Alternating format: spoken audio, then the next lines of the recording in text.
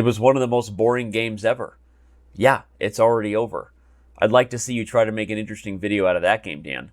These were the comments coming at me from Chess.com staff members after the very, very quick draw between Wang and Magnus Carlsen in round 8 at the FIDE Chess.com Grand Swiss. So obviously challenge accepted and challenge failed. I'm not sure how interesting I was able to make this game seem, but I did dive in, and I think I came up with what Magnus was hoping to get as black, and maybe he got a little bit closer to revealing some prep and giving himself some real fighting chances with the second move than people realized.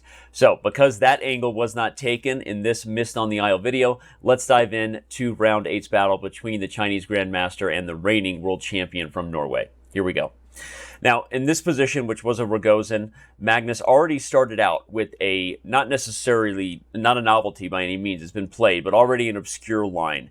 A5 is not the most common approach taken by black. Obviously, moves like knight c6 are very traditional Rogozin-y, if that's a word, and c5 is by far the most common move. But a5, bishop g5, and now the move c5 really gets us in original territory here for Magnus, where there were only 2 other games played by strong grandmasters with this approach. And both, I think, not only did Magnus have some improvements prepared, but actually give black some pretty good chances.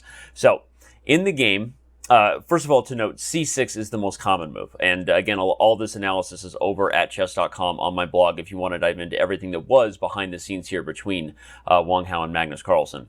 But regardless of that, when c5 was played, there are the main move that comes in here after d takes c5, knight a6, and now a3. This is the first official novelty by Wang. But what did Magnus have prepared on the 2 other moves that have been played? Those being castles long and the move c takes d5, respectively.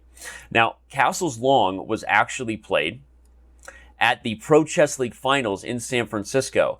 And after knight takes c5, queen to c2, bishop takes c3, and knight c to e4, the key point to this line is that after a surprising trade, black is able to take back with the pawn, and suddenly f2 lacks defenders. I think Magnus was aware of this game and ready to play the same way that Dariusz Swierz did, where he won, again, at the live finals in San Francisco. So that game went rook g1 and knight takes f2. Black stole a pawn and then went on to win, helping the St. Louis Archbishops in that match. So I think that was the game Magnus had prepared there. But on c takes d5, the question is, would he, after knight c5, queen c2, play the same move that has been played here before by Ilya Nizhnik, or come up with something better? And I think this is what he had planned. Knight c to e4 here from black goes into a variation where after queen takes, knight takes, bishop trades, black is actually down a pawn in the endgame on d takes e6, because you can't just take back due to the castle's long move with check, unpinning the knight from the king, and winning the knight here. But there's more than meets the eye. Black can actually take on c3 with both the knight and the bishop, and maybe go into an endgame with compensation. For example, if bishop takes and then takes, black's down a pawn, but it's very difficult to see how this pawn is defended, and black's going to end up with a 2-on-1 in the endgame, and very, very good chances at more than a peaceful result.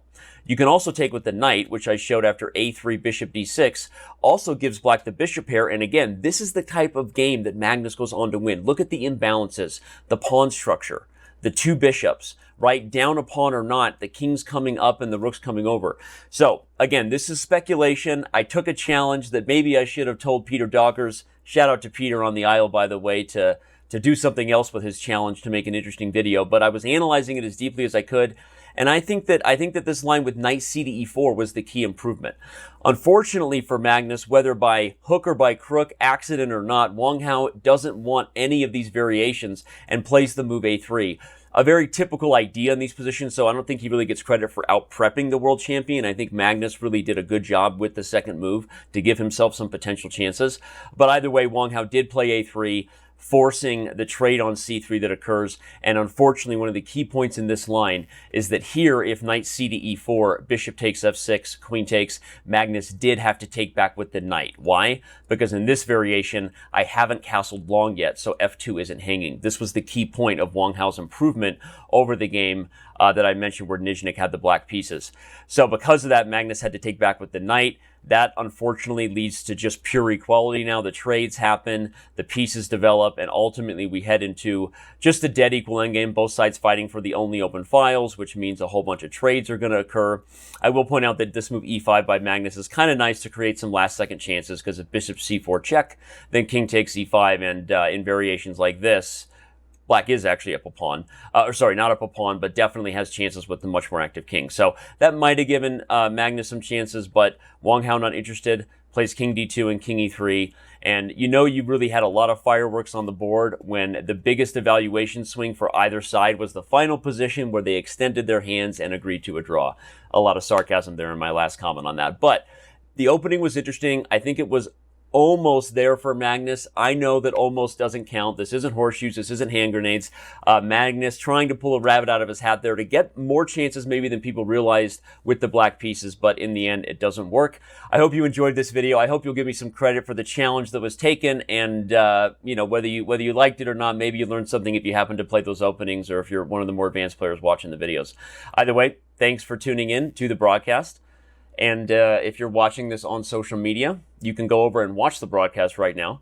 Of course, with Danny King and Anna Rudolph, it is live, and we are trying to figure out who's going to win in order to head to the candidates for an opportunity to fight for the crown. Thanks for being here. Give us a like, a retweet, a share, a subscribe. All those things are greatly appreciated for the work we're doing, and I will see you around.